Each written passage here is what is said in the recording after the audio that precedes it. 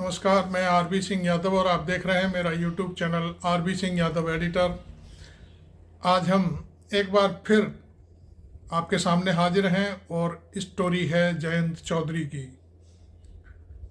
जयंत चौधरी की हालत बहुत पतली है, हम आपको शुरू में ही बता देते हैं। और उनकी जो बेइज्जती हो रही है चारों तरफ, वह बहुत ही साजिशन तैयारी के साथ हो रही है। शायद इसको जयंत चौधरी ना समझ पा रहे हों, और लेकिन उनका समाज है, जो जाट समुदाय है, वो बहुत अच्छी तरह से समझ चुका है कि जयंत चौधरी एनडीए के साथ जाकर के पूरी तरह से घिर गए हैं। अब मैं आपको बता दूं, अभी मैं एक उनका ट्वीट तो नहीं करूंगा साझा, लेकिन मैं उनका एक बैनर है, होर्डिंग है, उसको मैं यहाँ आपको अपनी टाइमलाइन पर साझा करूंगा, जिसे आप देखेंगे। उस होर्डिंग में जयंत चौधरी ने, जो 2-3 दिन से लगे हुए थे सहारनपुर, मेरठ और बागपत, मुजफ्फरनगर, बिजनौर, इन सीटों पर जो होर्डिंग लगे थे, उसमें कहा जा रहा था कि प्रधानमंत्री नरेंद्र मोदी और जयंत चौधरी की साझा रैली होगी, जिसमें जयंत चौधरी ने अपील की थी कि ज़्यादा से ज़्यादा संख्या में प्रधानमंत्री को सुनने के लिए पहुँचें और हम भी वहाँ उपस्थित रहेंगे। तो ये सारी चीज़ें हैं। आप लोगों को शायद मालूम ही नहीं होगा कि यहाँ ये सब चल क्या रहा है। आपको इसलिए नहीं मालूम होगा क्योंकि गोदी मीडिया कुछ दिखाई नहीं रहा है इस चकाचौंध के बारे में। जो फर्स्ट फेज का चुनाव है यूपी में, उस बारे में गोदी मीडिया बिल्कुल शांत है। और जब शांत है तो मेरे प्यारे दर्शकों, आपको तो कोई बात पता ही नहीं चलेगी। अब मैं आपको पूरी कहानी बताता हूँ। जो कहानी निकल के आई है सामने से, वो सुनिए। ये होर्डिंग लगे हुए थे सहारनपुर में, मुजफ्फरनगर में और बिजनौर में। कल प्रधानमंत्री की 2 सभाएं होनी थी और एक सभा बिजनौर में योगी आदित्यनाथ के साथ जयंत चौधरी की सभा होनी थी। अब आपको मालूम है कि नरेंद्र मोदी सहारनपुर की रैली करने के बाद राजस्थान चले गए थे। उसके बाद ये एक रैली इसमें मुजफ्फरनगर में हुई बाद में, और उसके बाद फिर बिजनौर में। तो जो व्यक्ति कूद कूद के होर्डिंग लगवा रहा हो, ट्वीट कर रहा हो कि मेरा और प्रधानमंत्री का कार्यक्रम साझा सभा होगी इस तरह से, और वो व्यक्ति बारात के साथ दूल्हा ही नहीं दिखाई दे रहा है, तो फिर ये सब चीज़ों का मतलब क्या है? ये हमारी समझ से बाहर है। यही बात हम आपको समझाने की कोशिश कर रहे हैं। कल बागपत में रैली थी, वहाँ जयंत थे और उसी उत्साह के साथ उन्होंने, जो परसों की बात कर रहा हूँ, परसों बागपत में रैली थी, वहाँ थे। लेकिन जो कल 3 रैलियाँ थी, उसमें से जयंत चौधरी होर्डिंग लगवाने के बाद गायब थे। और जो हमें सुनने में आया है वो ये है कि पिछले 36 घंटे से अभी तक जयंत चौधरी ने कोई ट्वीट नहीं किया है, प्रेस को कोई बयान नहीं दिया है कि वो कहाँ थे, क्या कर रहे थे, क्यों नहीं आए थे सभाओं में। लेकिन दबे मन से उनके जो कार्यकर्ता हैं, झेप मिटाने के लिए ये बात कह रहे हैं कि जयंत चौधरी की गाड़ी खराब हो गई थी, इसलिए वो इन सभाओं में नहीं पहुंच पाए। अब सवाल उठता है भाई मेरे कि जयंत चौधरी एक बड़े नेता हैं और चौधरी चरण सिंह के पोते हैं, अजीत सिंह के बेटे हैं। जयंत चौधरी अकेले तो चलते नहीं हैं, 4, 6, 10 गाड़ियां उनके आगे पीछे घूमती रहती हैं। ठीक है, उनकी गाड़ी खराब हो जाती है तो कोई दूसरी गाड़ी तत्काल उपलब्ध हो जाती है। नेता कहे और गाड़ी ना आए, और आज एनडीए के साथ हैं तो डीएम को सूचना दे तो डीएम 1 मिनट में हेलीकॉप्टर मंगवा देता चाहता तो, लेकिन ऐसा कुछ था ही नहीं। ये बात बिल्कुल अभी दबी की दबी है कि जयंत चौधरी इन रैलियों में क्यों नहीं पहुंचे। खासतौर पर सबसे बड़ी बात, बिजनौर में जहां चंदन सिंह उनके प्रत्याशी हैं, वहां वो अपनी सभाओं में नहीं पहुंचे हैं। जो सभा थी उसमें योगी पहुंच रहे हैं और जयंत चौधरी नहीं पहुंच रहे हैं। इसके मानी क्या है? मैं समझता हूं कि कल की रैली के बाद जयंत चौधरी का जो बिजनौर में प्रत्याशी है उसकी स्थिति अब डाउनफॉल की तरफ जा रही है। इसके पीछे कारण बहुत सारे हैं। मैं एक पहला कारण तो ये बता दूं, समाजवादी पार्टी ने वहाँ सैनी समाज से एक व्यक्ति उतार दिया है, कई एक ने वहाँ पे त्यागी वगैरह भी उतार दिए हैं और दूसरी जातियों के लोग भी हैं। तो इस तरह से वो वोट का बंटवारा होगा और शायद ऐसा लगता है कि बिजनौर में राष्ट्रीय लोकदल की हार होना तय है। एक और जो कड़ी मैं आपसे इसी वीडियो में जोड़ना चाहता हूं वो ये है कि पश्चिमी उत्तर प्रदेश में जयंत चौधरी के एनडीए के साथ आने के बाद से जो समीकरण बना है उसमें ठाकुर लॉबी है वो पूरी तरह से नाराज है। भारतीय जनता पार्टी के जो टिकट बंटवारे का सवाल है, देखिए एक गाजियाबाद में टिकट काटी उन्होंने पिछले सांसद की, जो मंत्री भी थे और रक्षा मंत्री से जो रिटायर होके आए थे। तो ये बड़ा एक ठाकुरों में संदेश गया है। दूसरा, संगीत सोम बाल्यान की और ऐसे चलती है हमेशा, आपको मालूम है। संगीत सोम जा नहीं रहे हैं कहीं, लेकिन ऐसा जो सुनने में आया है, हमारे जो पत्रकार साथी हैं वो बताते हैं कि योगी जी बात करना चाह रहे थे उनको, तो वो बुलाया गया और एक कमरे में बैठ करके बातचीत की गई संगीत सोम से, और संजीव बालियान को भी बुलाया गया। तो दोनों में बातचीत हुई, लेकिन शायद वहाँ पर ये तर्क निकल के आया कि मैं कोई विरोध नहीं कर रहा हूँ, न करूँगा, लेकिन आप ऐसा कर सकते हैं कि आप उनको, मैं लेकिन जाऊँगा कहीं नहीं, मैं किसी से कोई बात नहीं करूँगा। तो ये सारी जो चीज़ें हैं वो निकल के आ रही हैं सामने। और मैं बता दूं कि शायद संजीव बालियान की स्थिति ज़्यादा बढ़िया नहीं है। तो अब एक चीज़ ये रही। दूसरी बात, संजीव बालियान के सामने एक नहीं कई चुनौतियां सामने आ रही हैं। पहली चुनौती है कि संगीत सोम से उनका झगड़ा है, और दूसरी चुनौती उनकी ये है कि जयंत चौधरी के दिल में कहीं ना कहीं ऐसी कसक है कि ये वही व्यक्ति है जिसने मेरे पिता को मात्र 5-6 हज़ार वोटों से पिछले जो इलेक्शन हुए थे उसमें हराया था। तो अब झगड़ा ये है कि जाटों का नेता कौन। संजीव बालियान अपने को बड़ा जाट नेता कहलवाना चाहते हैं, और जयंत चौधरी अपने आप को, भाई वो राष्ट्रीय लोकदल के अध्यक्ष हैं और चौधरी चरण सिंह के पोते हैं, तो वो अपने आप को ये कहते हैं कि मैं जाटों का नेता हूँ। अब ये बात चल रही है कि जाटों का नेता कौन है। तो संजीव बालियान का तर्क यह है कि जब मैंने तुम्हारे पिताजी को हरा दिया तो तुम क्या हो मेरे सामने। ये सारी चीज़ें हैं। तो अभी जो कल की रैली थी मुजफ्फरनगर में, वहाँ उन्होंने दिखाया अपना दम। तो चीफ मिनिस्टर के सामने उन्होंने कहा कि मुजफ्फरनगर वाले कौन कौन हैं, हाथ उठा के दिखाइए। तो वहाँ पे जितनी जनता थी, एक कैसा एकदम से सारे लोगों ने हाथ उठा दिया, चूँकि रैली मुजफ्फरनगर की थी। और कुछ लोग ये आरोप लगा रहे थे कि बाहर के लोगों को यहाँ पर ला करके रैली में इकट्ठा किया गया है, लेकिन वहाँ अधिकांश भीड़ ने हाथ उठा करके जवाब दिया कि नहीं, वो सब मुजफ्फरनगर के हैं। तो ये सारी एक चीज़ हो गई। दूसरा, मैं आपको बता दूं कि आरएसएस और भारतीय जनता पार्टी की जो अंदरूनी कहानी है वो ये है कि वो जानते हैं कि जयंत चौधरी को मुजफ्फरनगर में लाने का मतलब है संजीव बालियान को हराना, क्योंकि उनके अंदर जो गांठ पड़ी हुई है वो गांठ अभी मिट नहीं रही है।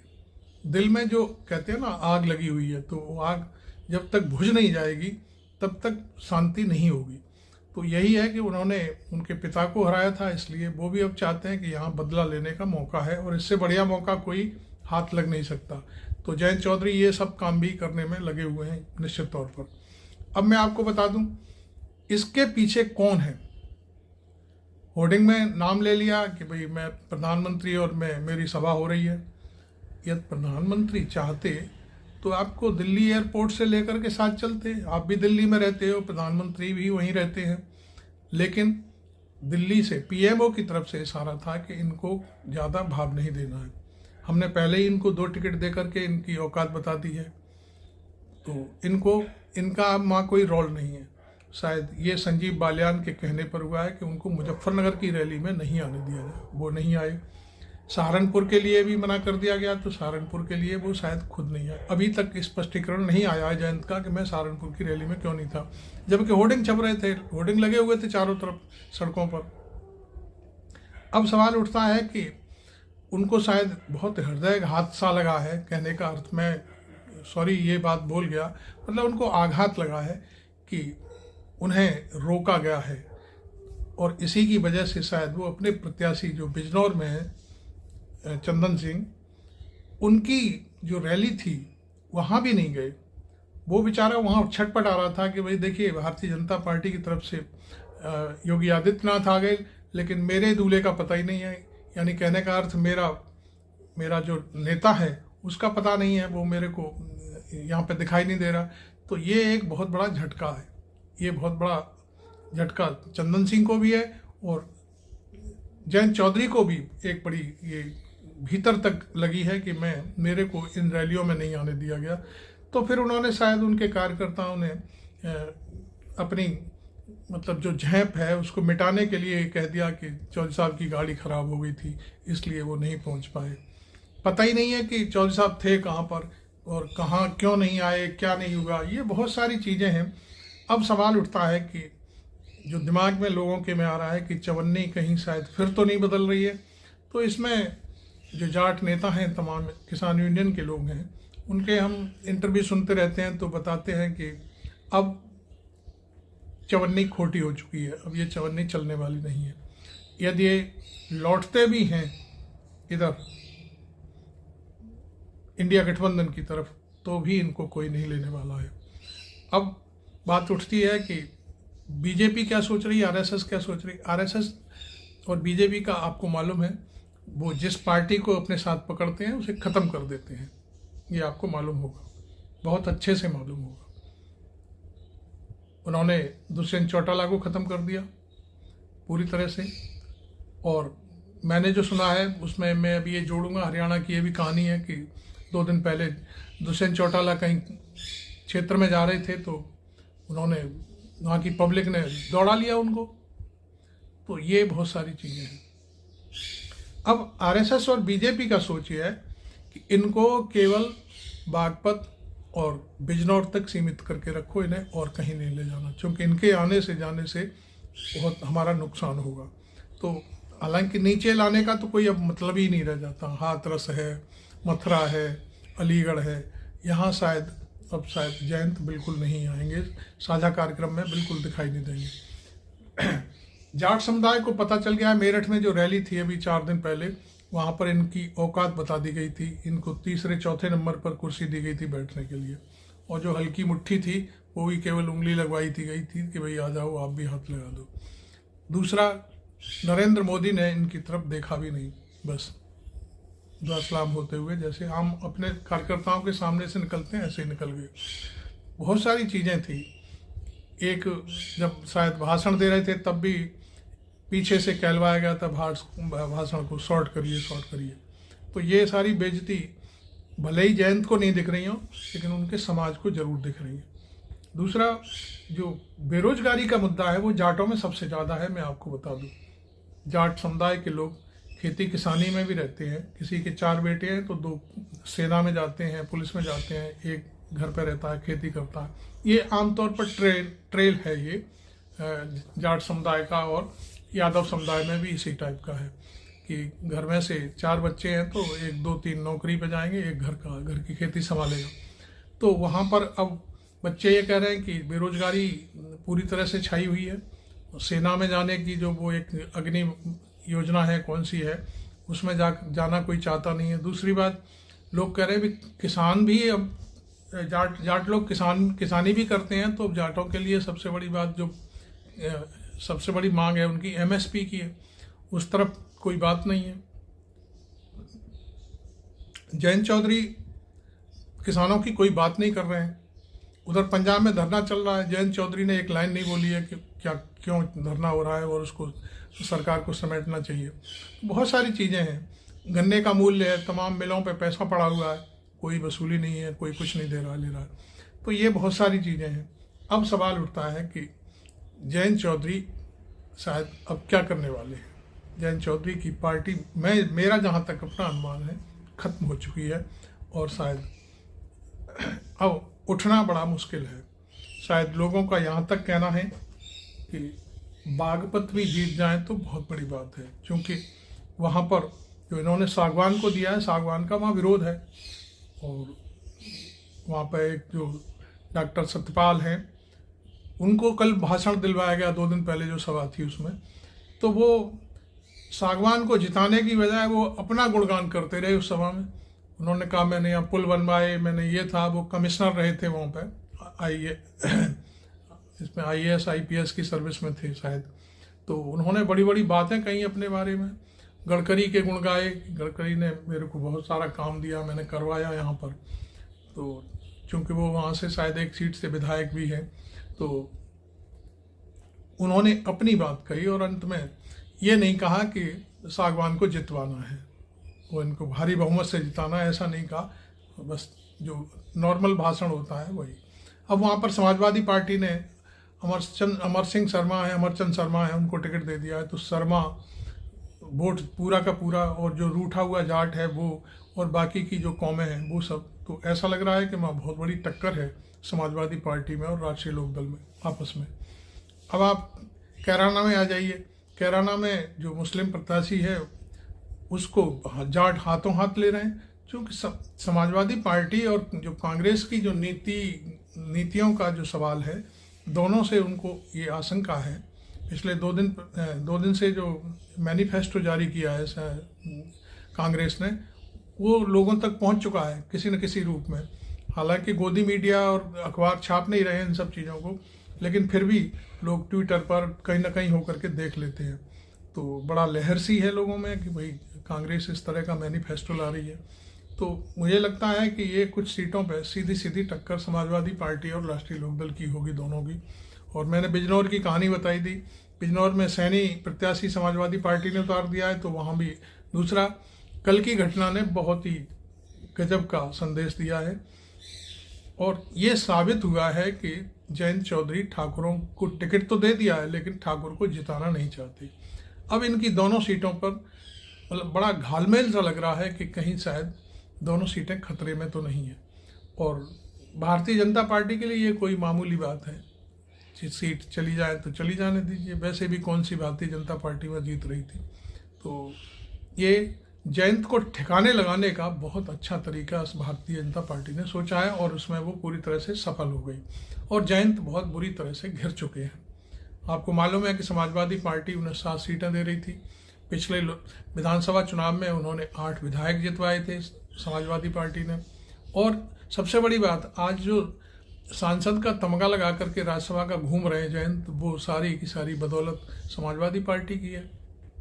लेकिन उस व्यक्ति ने ठंडा करके नहीं खाया, और वो गरम गरम खाने के चक्कर में, हालांकि ये आरोप उनके पिताजी पर लगा करते थे कि वो इधर से उधर डमाडोल रहते हैं, वही स्थिति उन्होंने साबित कर दी अपने ऊपर भी कि जयंत भी इसी श्रेणी के व्यक्ति हैं जो उनके पिताजी हुआ करते थे। अपने दादा को जो सम्मान मिला है, उस सम्मान को ना तो उनके पिताजी ने जिंदा रखा, ना इन्होंने जिंदा रखा। चौधरी चरण सिंह एक बहुत ही गजब के लीडर थे। उनकी एक विचारधारा थी और वो विचारों के साथ लड़ाई लड़ते थे।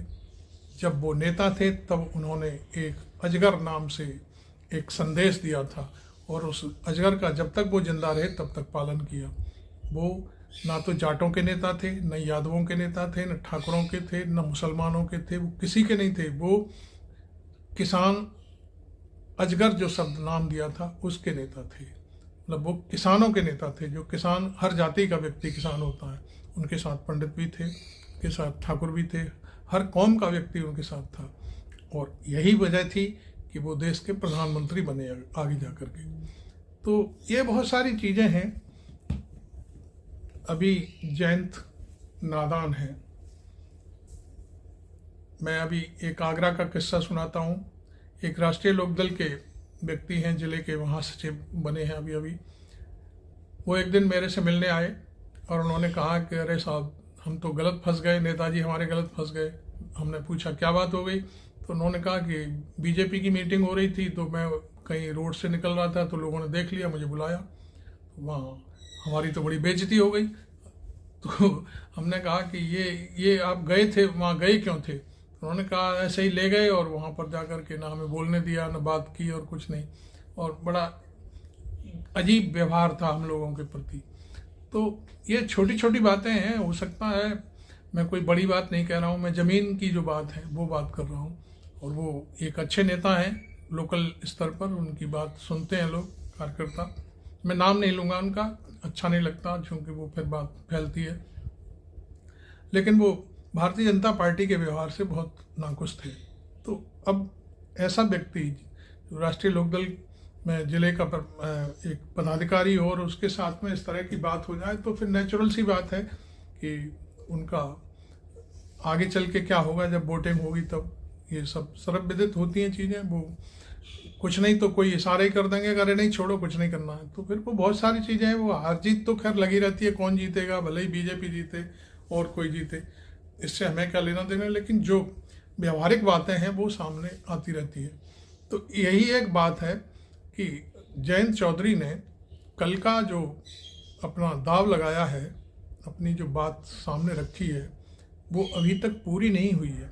होर्डिंग लगवा दिए, लाखों रुपया खर्च कर दिया, फोटो अपनी लगाई, प्रधानमंत्री की लगी हुई है, लेकिन नज़र कुछ भी नहीं आया। यहाँ तक कि वो अपने प्रत्याशी के साथ जो सभा हो रही थी उसमें भी नहीं आया। तो अब हमारा जो मानना है कि शायद ये बात बहुत जाट समुदाय में बहुत खल रही है। जाट समुदाय भी भ्रमित हो गया है कि उन्हें क्या करना है। आपको मालूम है कि राकेश टिकैत एक बड़े प्रवक्ता वक्ता है, सब चीज़ें हैं, लेकिन उनकी बात सुनी जाती है। वो किसान नेता हैं, भारतीय किसान यूनियन जो मेन किसान यूनियन है उसके वो प्रवक्ता हैं। देश में उनके आह्वान पर बहुत कुछ हो जाता है। आपको मालूम है कि जब पिछले दौर में जब किसानों का धरना चल रहा था, तब उनको घेरने की तैयारी शुरू हो गई थी, उनको शायद लाठीचार्ज होना था, उनके साथ बदतमीजी होनी थी, तो उनके आंसू निकल पड़े थे। और आंसू निकलते ही ट्रैक्टरों की सहारनपुर से लेकर के और दिल्ली तक लाइन लग गई थी। अब आप देखिए, उनसे आप बात करेंगे, पत्रकार बात करते हैं तो वो बिल्कुल चुप्पी साध जाते हैं। उन्होंने कहा कि जिसकी जहाँ मर्जी आए मैं वोट दे, हमारा राजनीति से कोई लेना देना नहीं है। नेचुरल सी बात है, वो एक बड़ी किसान यूनियन चलाते हैं और एक सम्मानित किसान नेता के पुत्र हैं। तो बहुत सी ऐसी चीज़ें हैं कि जयंत चौधरी के पक्ष में जो जयंत चौधरी ने निर्णय लिया है, उस निर्णय से कोई खुश नहीं है। तो आपने मेरा चैनल अभी तक सब्सक्राइब नहीं किया है तो ज़रूर कर लें, क्योंकि मेरी बातचीत थोड़ी सी लंबी है और मैं बहुत सारा डिटेल आपके सामने रखना चाहता हूँ इस संबंध में, पश्चिम उत्तर प्रदेश के बारे में। तो कुल मिलाकर के मैं आपको बता दूं कि ये सब कहानियाँ और ये नुकसानदायक हैं। मैं समझता हूँ कि ये जयंत चौधरी अखिलेश यादव और कांग्रेस के साथ मिलकर के चुनाव लड़ रहे होते तो आज वो कैंडिडेट होते मथुरा के, और मथुरा में शायद हेमा मालिनी को वो डिफीट दे सकते थे, क्योंकि मथुरा के जाटों में आज भी कसक है कि हमने जयंत को हराया और बहुत गलती हुई हमसे। आपने देखा होगा जयंत चौधरी को कि वो पहली बारी जब उनके पास हाथरस में जो लाठीचार्ज हुआ था उनके ऊपर, उसके बाद जब मथुरा में रैली हुई थी और समाजवादी पार्टी के जो अखिलेश के भाई हैं वो जब सभा में आए थे मथुरा में, देखा था मैंने तो मैदान में तिल रखने को जगह नहीं थी, इतनी भीड़ थी। लेकिन वो सारी चीज़ें एक नेपथ्य में चली गई और उसको जयंत ने समेटकर सहेज कर अपने पास नहीं रखा। राजनीति में यही सब चीज़ें होती हैं। राजनीति ऐसी चीज़ है कि आपने यहीं कहीं भी एक गलत शब्द बोल दिया, कहीं भी आपने कुछ गलत निर्णय ले लिया तो वो आपके लिए बहुत घातक सिद्ध होता है। और इसका हमेशा राजनीतिक व्यक्तियों को ख्याल रखना चाहिए, क्योंकि उनका एक बोलना उनके जो कैरियर है उस पर भारी पड़ जाता है।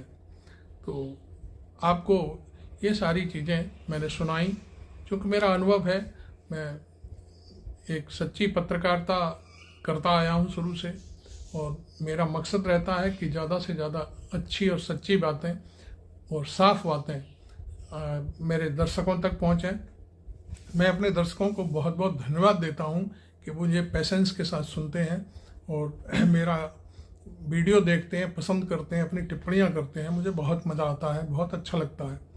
अब तक मेरे करीब 3.5 लाख दर्शक हो चुके हैं जो मुझे देखते हैं मेरे चैनल को। तो ये एक मेरे लिए बहुत ही सौभाग्य की बात है कि इतने लोग मुझे देखते हैं, और ये सारी चीज़ें बहुत ही गजब की हैं। मेरा चैनल अभी ज़्यादा नहीं, पिछले साल ही मैंने शायद अक्टूबर के आसपास इसको लॉन्च किया था, और इतने से समय में लोग मुझे देखते हैं तो बहुत मज़ा आता है, और मुझे जब टिप्पणी करते हैं तो बहुत ही अच्छा लगता है। इसलिए मैं आपसे अब विदा लेता हूँ, और अगले वीडियो के लिए फिर मैं आपके सामने आऊँगा। तब तक के लिए नमस्कार। मैं आरवी सिंह यादव।